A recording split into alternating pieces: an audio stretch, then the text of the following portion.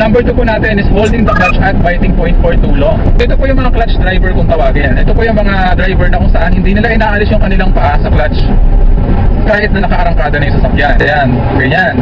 So hindi nila inaalis yung kanilang paa kahit nakahinto, nakaapak pa rin sila sa clutch. Kahit nakaarangkada na, nakaapak pa rin sila sa clutch. So usually sa mga baguhang driver, yun yung mga takot pa silang mamatayan. Pero meron po kasi ako mga kilala na driver na kahit na matatagal na, nakaapak pa rin sa clutch, no? All the way ng kanilang duration ng kanilang pagmamaneho. So hindi po yung maganda sa ating clutch kasi unknowingly, nakakapag-apply po tayo ng force dyan, syempre may bigat din po yung ating paa. So partially na-engage po yung ating clutch. At hindi po yan magiging maganda sa ating clutch assembly, particularly sa ating clutch lining, mga ka-fixit. Okay? So kapag ka nakaarangkada na around 10 km per hour ang ating sasakyan, pwede mo nang pakawalan yung clutch mo all the way up. Kasi hindi ka na naman mamamatayan ng makina at that point. So lagi mong tatandaan yan.